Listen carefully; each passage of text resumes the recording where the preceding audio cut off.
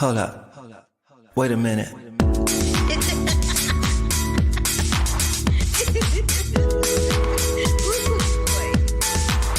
I wish you love, peace, and hair grease. Love, peace, and hair grease, y'all. Yeah, you know the one shooting straight from the hip. This is Carla Renata, aka the Curvy Critic, and I shoot straight from the hip. Yeah, you know the one shooting straight from the hip. Hi, everybody. Happy New Year. It is 2023, and I'm so happy to be back here with y'all. It's been a minute. I've had some 3 or 4 weeks off. I'm still tired, but that's okay. It's a new year, and I got a whole new chance to rest up. If this is your first time joining me, I am Carla Renata, the host of The Curvy Critic with Carla Renata. And what we do here is we do reviews and interviews with talent above and below the line in the film industry. I have some fabulous interviews and reviews for you today, including I have the cast of House Party with me, yo. I have Jacob Lattimore, DC. We have DC Youngfly. We have Tosin. We have Timmy. Just a few of the people. And then we're going to do a little reviewage of A Man Called Otto, The Pale Blue Eye, and St. Omer. These films, most of them opened this week on the 13th. The only one I think that has already opened, I believe The Pale Blue Eye opened on Netflix opened on Netflix on the 6th, I do believe. So there's that. But I lost my place. There we go. Yay. Lost my place. There we go. So I think The Pale Blue Eye, The Pale Blue Eye opened on Netflix on January 6th, but everything else opens on the 13th, okay? And then I have some interviews with one of the stars from St. Omer, Galahi Malanda, and I have Charmaine, and that's Guzlengi, and then I have Charmaine Bingwa from Emancipation. I also have some, and I said the cast of House Party. Clearly, my brain is still on vacation. Oh, man, I'm a mess.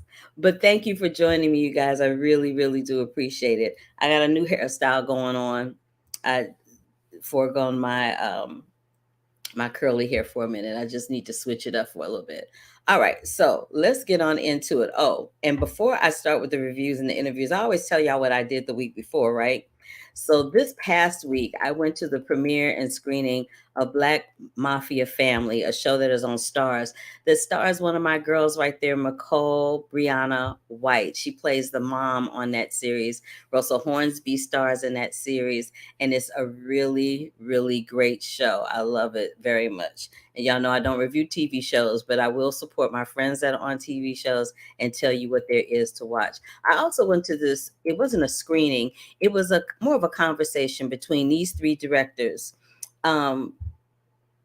Alejandro Inarritu, Alfonso Cuarón, and Guillermo del Toro. And it was actually a conversation between two amigos because Alfonso was kind of like the moderator. He's sitting in the middle of that picture that you see there. And then Alejandro is on the left and Guillermo del Toro is on the right. Guillermo del Toro's latest film, Pinocchio, is getting a lot of awards, is getting a lot of attention. So it was a great, great conversation. It was this I feel like will never happen again. We'll never see these three innovative Latino film directors in one place at one time having a very in-depth discussion where they just loved on each other, and you can tell how much they support one another. Then yesterday, I was a party animal yesterday. Elvis Presley's 90th birthday would have been yesterday. So myself, Amanda Salas, and Gray Drake, we went over to the Formosa Cafe to celebrate Elvis's 90th birthday. We also caught up with Kira Lynn right there, my beautiful sister in the front, sitting next to Gray. And then I headed on over with my same girls to the Netflix party. Netflix had a toast where they were celebrating all of their directors, all of their film projects, all of their TV projects, and it was really quite a lovely evening. And we partied until the break of dawn, and that's probably why my brain isn't working too good right now. Because I'm still kind of sort of in party mode. But having said that, let's get on into these interviews. Now, I told y'all about Charmaine Bingwa.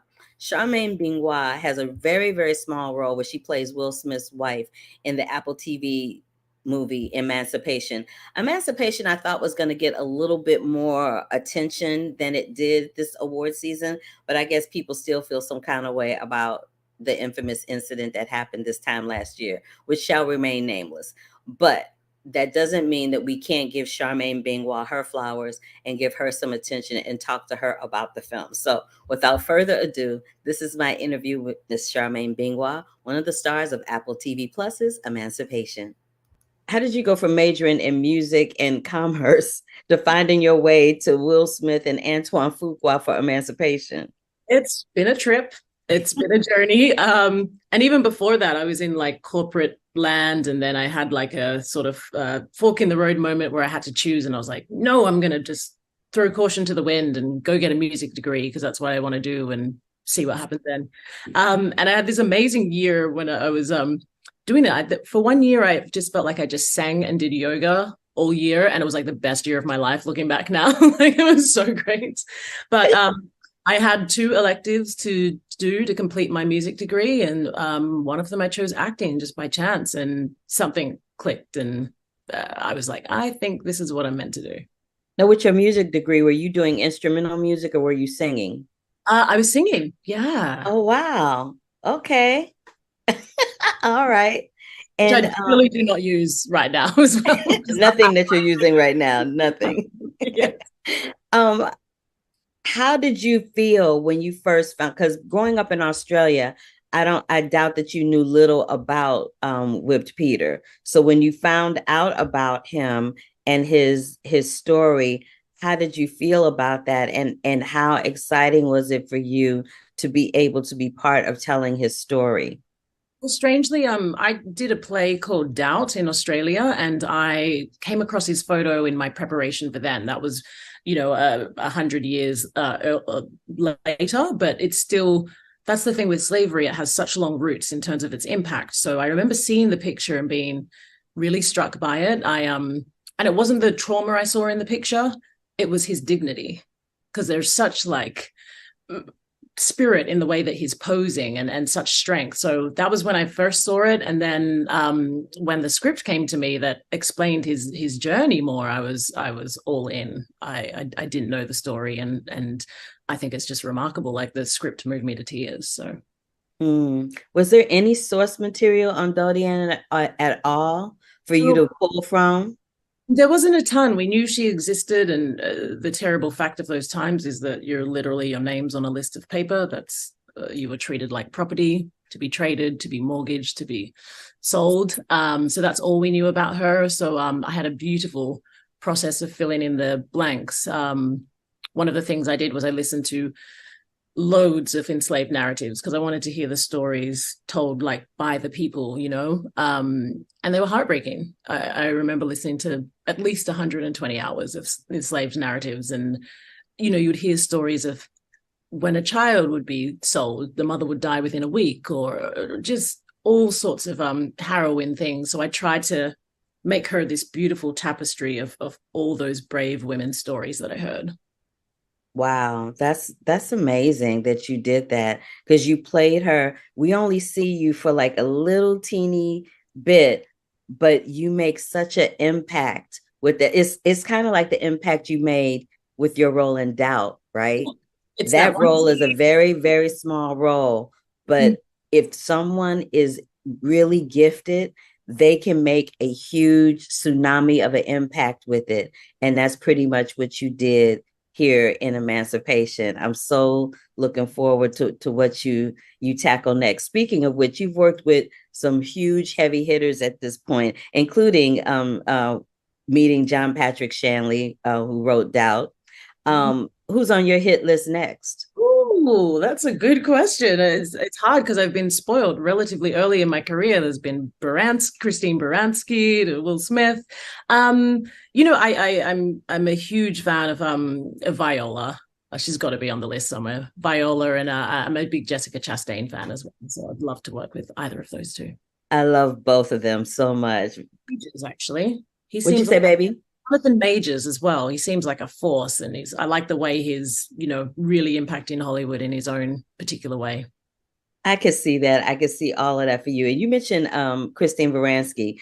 Uh, have you learned any? Because Christine Baranski comes from Broadway, as do I, and she's a beast when it comes to comedy. Have you gotten any comedy tips from her? I think I get the comedy tips from her of the way she is in her own life. She's just relaxed, and she always has a joke on hand. So it's yeah, she teaches me even when we're off screen. I bet she does. She's a hoot. I love her.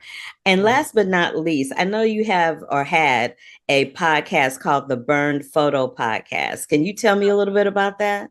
Yeah, it's about a woman called named Felicia who has a hidden family memory that she's not quite aware of, but it's an ancestral curse that's following her and her child, and she has to join forces with somebody else to beat it. So it's a amazingly rich and textured horror podcast.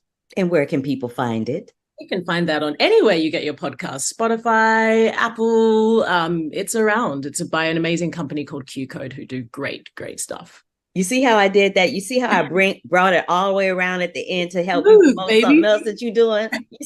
You see how we do it, the Curvy Critic? That doubt probably prepared me for Emancipation until you said it. So I'm like, thanks. I see what you're doing. Cool. Charmaine Bingwa, thank you so much for giving me a little slice of your time today. You are a delight. You are a fierce force to be reckoned with in the world of cinema, and I'm looking forward to what you do next. Thank you so much. Very much, and I look forward to kidnapping you and taking you to Australia again. I will hold you to that. Perfect. Thank you again. You're welcome. Bye-bye. Now, the reason she talked about kidnapping me and taking me to Australia is at the beginning of the interview that you did not see in here. I had mentioned to Charmaine that I had been to Australia. I've worked over there twice, and how beautiful that country is to me and how much I love it. And so she said she's going to kidnap me and bring me back. Girl, for real though, I'm going to take you up on that offer. All right, so let's get on with it with Saint Omer, Omer. But let me talk about the film a little bit before we get into that. It is written and directed by Alice Diop, and it stars Guzlahi and Kaiji Kagame. If I butchered y'all's names, I am so sorry. I'm doing the best I can.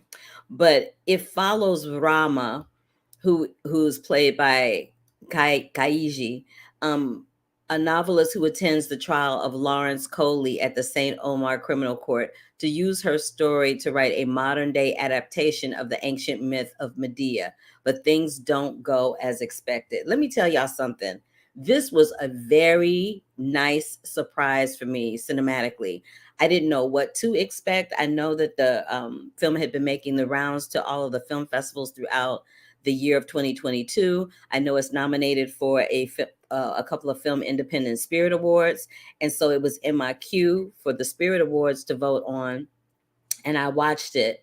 When I tell you Guzlahi is a beast, she does some things acting wise that like I tell her in the interview, I've only seen people that are at the top of their game use these types of techniques, and she'll explain about it a little further in our interview. And I actually cut this interview in half because it was super long. We talked for about 15 minutes. So I think I cut our interview down to like maybe 6 minutes of the best bits of it.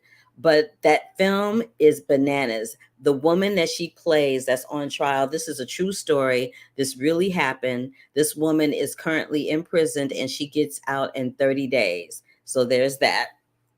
The performances of these two women, one who's on trial, one who is pregnant and in fear that she may become like this woman that she is watching on trial. The parallels between the two women and how it's played out on screen is absolutely breathtakingly brilliant. Loved it, loved it, loved it. big old thumbs up to Alice Diop for this. And I hope that we see many more things coming from her. But this is going to be in theaters on January 13th. I want you guys to check it out. But in the meantime, check out this interview with Guslahi Malanda from St. Omer. I just want to say in the outset that I immensely enjoyed your performance in this film, because being an actress myself, I know how complex that character was for you to inhabit.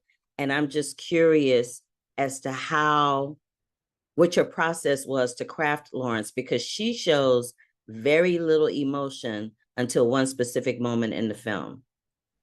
I also noticed as an actress, your eyes barely blinked. And this is always so fascinating with me for actors, because I can't go 5 seconds without my eyes blinking. So I was just like, and you were looking to the side. So I'm like, how is she looking to the side and her eyes not blinking for like 5 minutes at a time? What kind of I'm serious. What kind of concentration does it take to pull that off? Because that's something. And not for nothing, but only the best actresses and actors in the business can do that. The Meryl Streeps, the Denzel Washingtons, the Al Pacinos, those kind of actors can do that like that. So that's why I'm asking. I'm sorry, I'm a bit emotional because I'm really touched about what you said. Really. Because it's always something, as an actress, that it's not only you put yourself in the world, because everybody's can watch Saint Omer. So everybody can watch in a way my interiority, because I push myself a lot for that role, I work so hard. I was very concerned. I have a responsibility because it's a true story. This woman exists. This woman is in jail right now, So for me, I didn't want to be more that or more that, I really want to be focused on to be a human, actually, and a woman, and a Black woman, and the complexity to be all of that, to be a woman, to be a mother, to be a Black woman, and this complexity, I didn't want to push it in one way, because for me, it's not like we all different, there is no one color and one behavior. There is no, it doesn't exist. And to be in between, it's also to accept to that multiplicity, and also for the eyes, for the it was intense. I work on with the Tai Chi master. I saw him maybe 3 days per week during 1 month, so it was intense. 6 hours a week with him.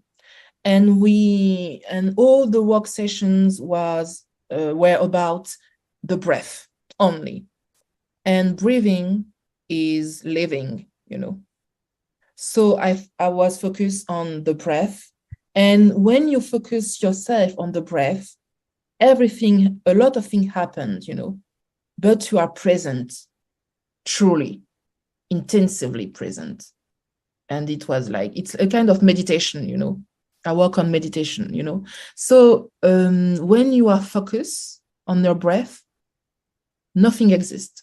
So your eyes, you are very concentrated, you are very focused, extremely focused. And it's very, very, very hard.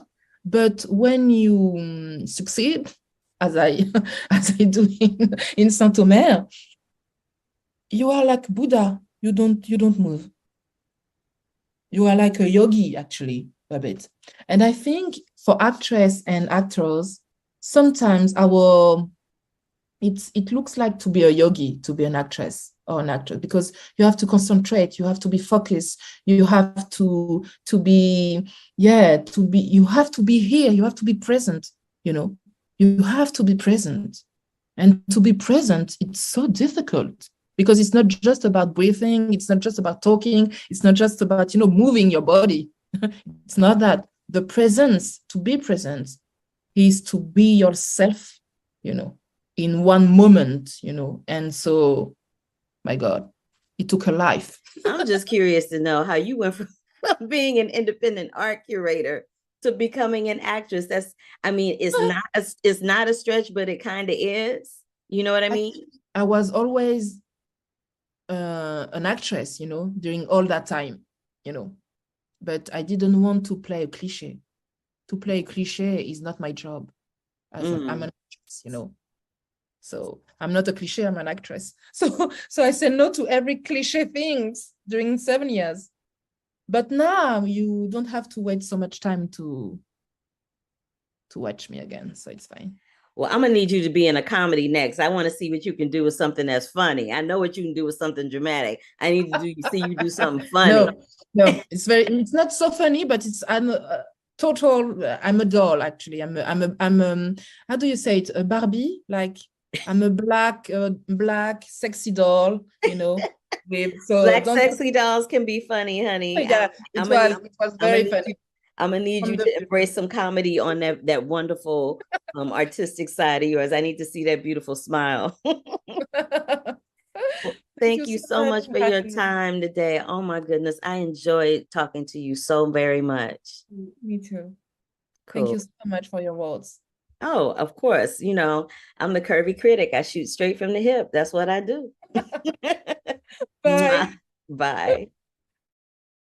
I really enjoyed talking to her because she's very serious about her artistry, and I really love the technique that she used about using Tai Chi breathing to inhabit that role. Because when I tell you, there are some moments where she's breathing heavily, but it's not overdone where it looks overly exaggerated. Like you just believe her. You believe her every single solitary second that she's on the screen. Again, this film is dropping on January 13th. Two other films I'd like to talk about. I want to talk about The Pale Blue Eye, which is currently on Netflix. It stars Christian Bale, and I love Christian Bale so much. So this film is written and directed by Scott Cooper, and it's adapted from Louis Bayard's acclaimed novel.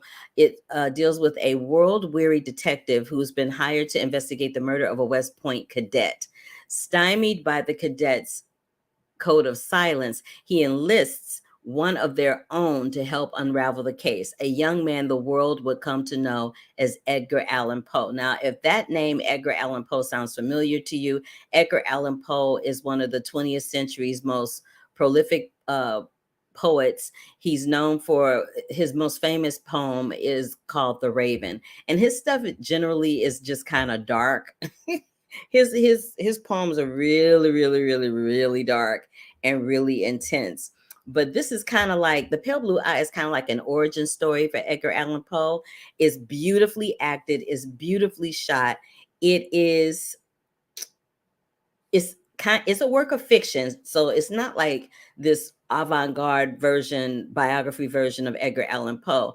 The thing about it is that it's mostly a work of fiction, although Edgar Allan Poe did indeed attend West Point.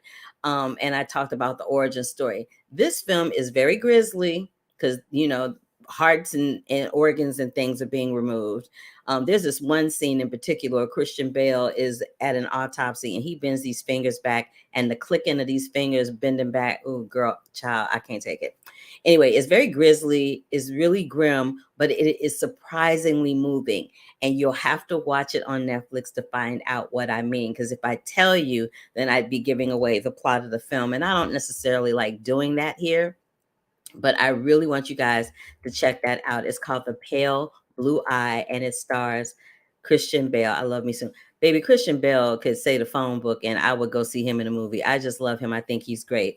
Another film that I went to see that I just love is this, I love me some Tom Hanks. We had a little moment over the summer when I when I interviewed him for Elvis, but he's in a new film called A Man Called Otto. It will only be in theaters on January 13th. It's distributed by Columbia Pictures, and it stars Tom Hanks, Juanita Jennings, and Mariana Trevino.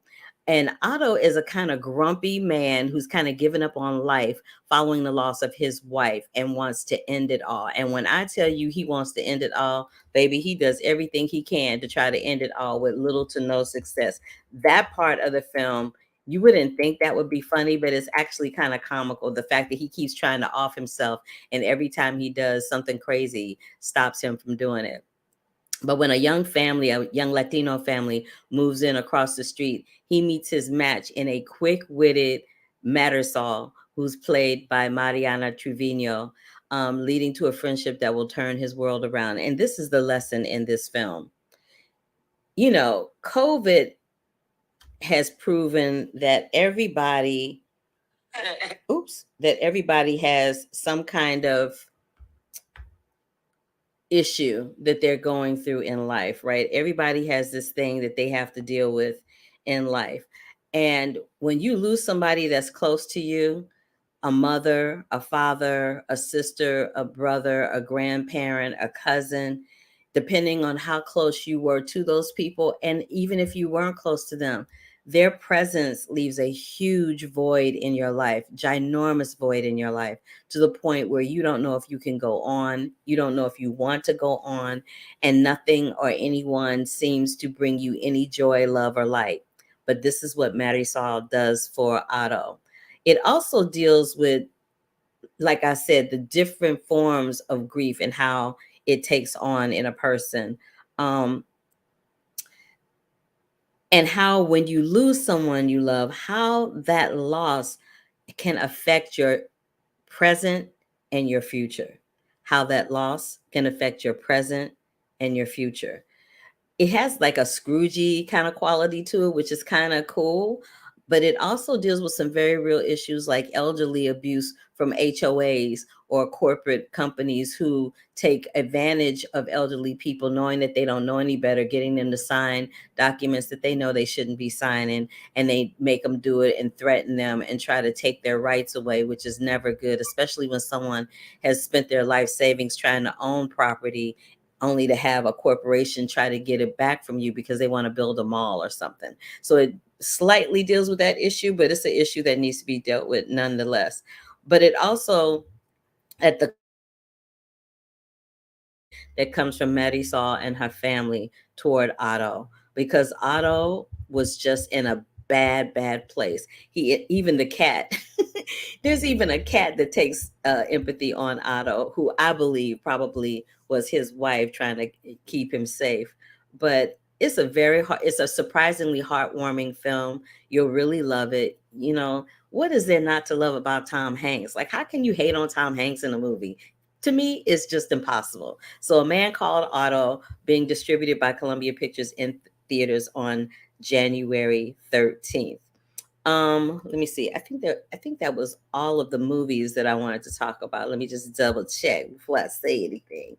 Yeah, that was it. So now let's get into this House Party situation. House Party is going to drop on January 13th as well. It is produced by LeBron James in conjunction with New Line Cinema and Warner Brothers Pictures. And it deals with this high school student who decides he wants to host a house party while his parents are away. It's a remake of the 1990 comedy House Party, which actually, in fact, what he does, he decides to throw a house party, but he throws a house party at a celebrity's house. The celebrity's house would be LeBron James. And that's all you need to know. I'm not going to do anything that's going to spoil this for you, because I want you to see the film and judge for yourself and let me know what you think. I have definitive thoughts about it, but I'd love to know what you guys think about it. It stars, it's written by Stephen Glover and Jamal Lowry. And it stars, let me tell you who it stars. It stars, let's go down here, Tosin Cole, Jacob Lattimore, DC Young, Fly Rotimi, and a host of other people. There's some cameos of some very well-known comedic talents that you will know and recognize upon sight. There's a lot of 90s movie references that people that have seen those 90s films will get a kick out of that. There's a lot of stand-up comedy talent within the film that you'll see, like DC Young Fly is a young comedic talent. And there's another one, but I can't say his name because then it'll give it away. The premise of throwing this house party at a celeb's house is actually kind of brilliant, as opposed to trying to redo what they did in the 90s version of the film, which is somebody else threw a house party and they brought in the DJ and the speakers and all that. There's a whole situation that happens with the DJ and the speakers that is fucking hilarious. But I will say this about it. You know, when you have iconic films like this, Boomerang, Baps, The Color Purple, anything like that, that in the Black culture is considered a classic, it's almost like trying to capture lightning in a bottle. I'll let you decide whether lightning was captured in a bottle or not when it drops on the 13th. But in the meantime, I'm going to play these interviews. The first one I'm going to play is with Tosin and Jacob. And I was a little annoyed with the boys because they had partied just a little too much the night before, honey, and they could not wake up for the whole interview. And I let them know, too. Check it out. What's happening, guys? Hey, how you doing? Oh, y'all got to have more energy for me than that. Y'all want a house party. Come It's on. been a y'all long house party. woke up from a nap. Oh, yeah, we kind of did. Yeah, we kind of did. right. You right. You are right about that. You ain't wrong. Yeah. You ain't wrong. All right, I'm sleep out right now. Hey, loving the backdrop. Snar Latham, Malcolm X. Ooh. Yeah, you know, trying to keep it fresh and fun. Oh, Oh, that's nice. It look like the fun room right there. Oh, you're funny. So listen, House Party is a really iconic franchise, and I was, you know, old enough to be there at the beginning. Right. What was it like for you guys the first time you ever saw the original House Party? I'll start with Jacob first. I really don't remember when, but I remember seeing like the cover, seeing the hairstyles, seeing the fashion, like in glimpses. But I knew it was important, right?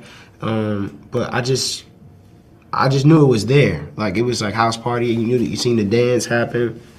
So I don't know. I don't remember exactly when I saw it though. Yeah, I remember just being young. I was maybe way too young to watch it, and I just remember all the naughty bits and just like you know, just lacking like that. You know, like you're not being 9 and seeing them like kiss the girl. Like, oh, you know what I mean?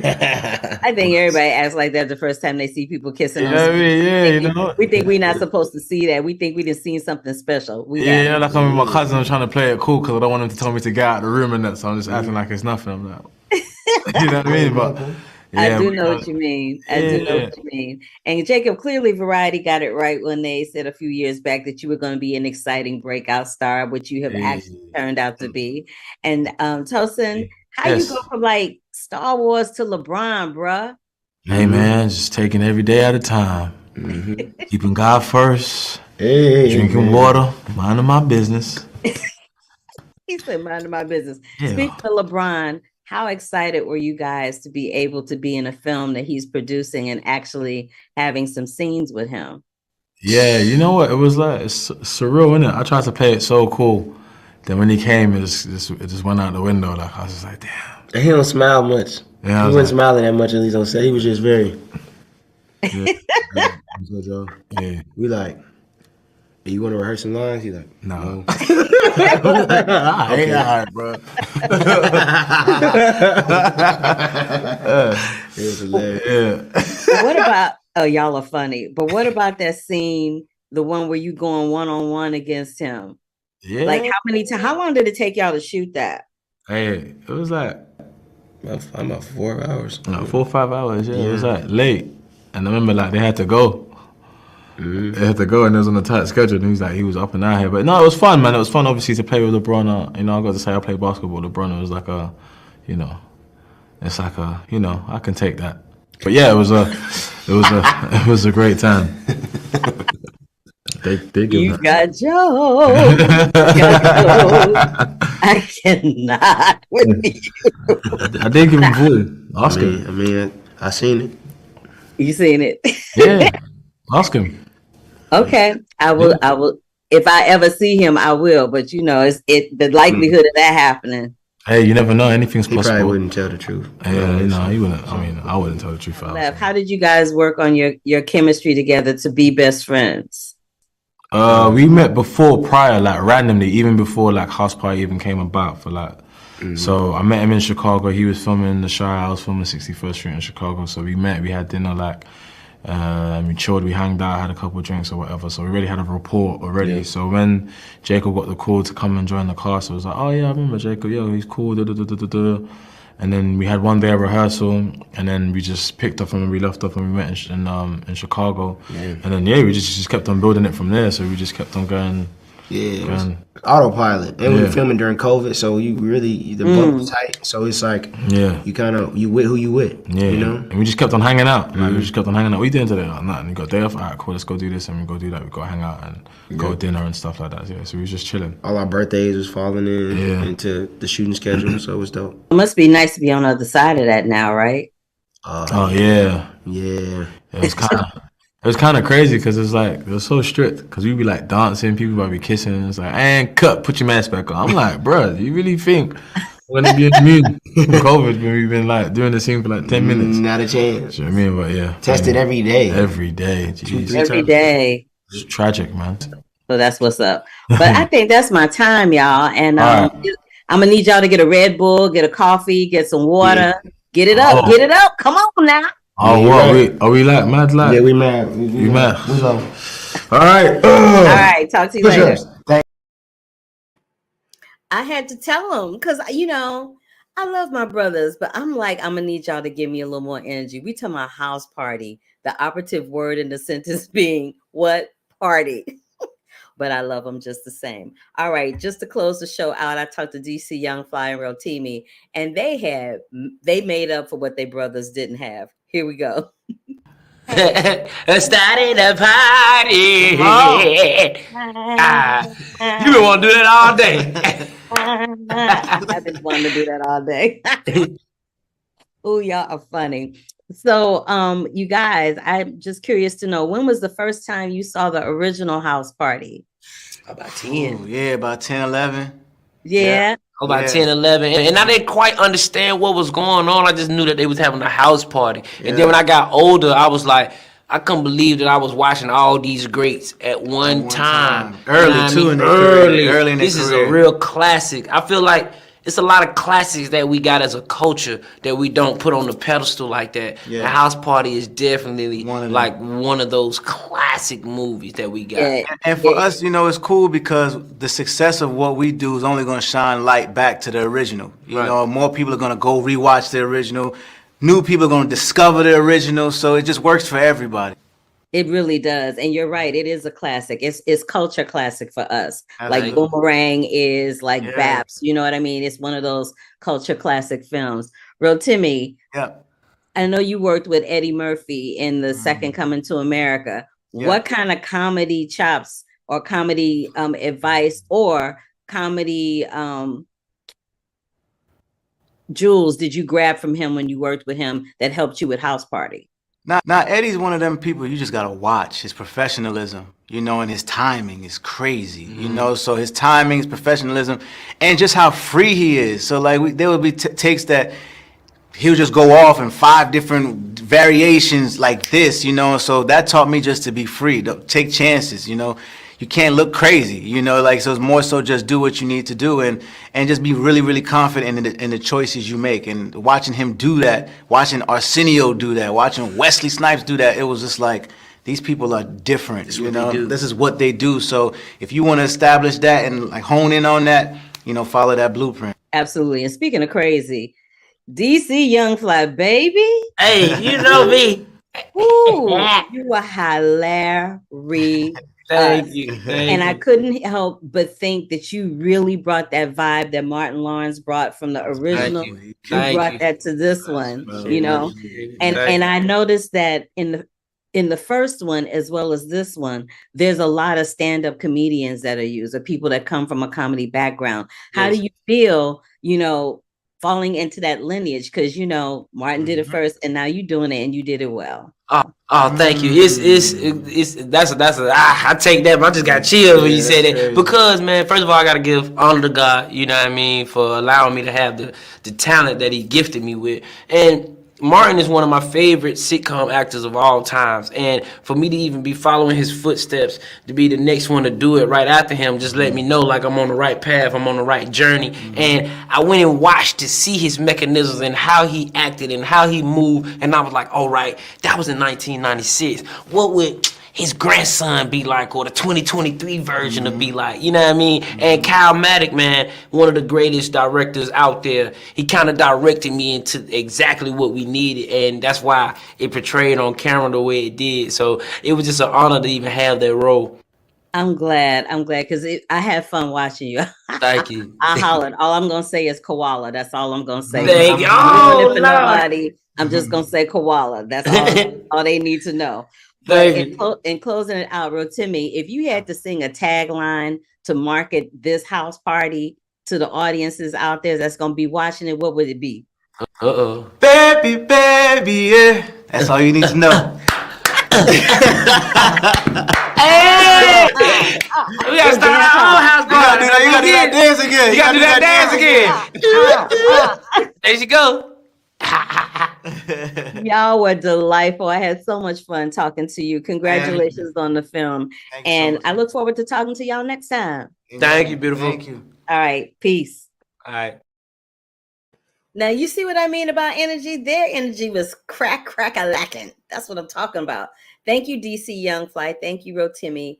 Thank you, Jacob Lattimore. Thank you, Tosin Cole. House Party is hitting theaters on January 13th. It's a Warner Brothers joint. Check it out. I also want you to check out The Pale Blue Eye, which is on Netflix. A Man Called Otto is in theaters only. Check that out. Check out my girl Charmaine Bingwa and Emancipation, which is now streaming on Apple TV Plus. And check out my girl Guslahi, Malanda, and Kajimi Kagame in Saint Omer. Omer. I don't know how you pronounce it, but I'm doing the best I can. And then next week, you guys, when I come back, I'm going to do a recap of the Golden Globes. I'm going to talk about a film called The Sun and this other film called When You Finish Saving the World with Julianne Moore. I will probably pre-tape the show because the Critics' Choice Awards are next Sunday. So I had planned to go live on Sundays, which I'm still kind of doing it on Mondays because the next couple of Sundays are a little funky. But I think I will pre-tape the show. Actually, no, I'm just going to do it on the 16th. I'll do it on the 16th. So I'll be back on the 16th. And then I will pre-tape some stuff for January 22nd. And then I'll come back on Sundays at the end of the month because there's leading up to the Oscars. Y'all know how it is. There's always an event happening on a Sunday. So if this is your first time joining me, give me a big thumbs up to let me know you were here. This is the Curvy Critic with Carla Renata. If you are on YouTube, click that bell for notifications. Subscribe to the channel. You never know who you might see here. And if you are on Facebook Live or you're watching this on Twitter or if you're watching this on LinkedIn, please, just say hello to a sister. Let me know how you're feeling about what I said, about what we reviewed. And if there's something that you want me to review that's an old joint, let me know. We can, go back into the archives and look at some old Betty Davis movies or something like that. I'm going to introduce some new segments. I know I said that last year and they slowly but surely died off, but I'm going to introduce some new segments and we will pop everything off at the beginning of February. It's going to be a month late, but we're going to pop everything off at the beginning of February. So thank you guys for joining me. Love you so much. Please take care of yourselves. COVID is still out there. It's lurking. The flu bug is out there lurking. So take care of yourselves. Be safe. Be sane. And, until the next time, you know what I'm about to say. Until the next time, love, peace, and hair grease, baby. Deuces.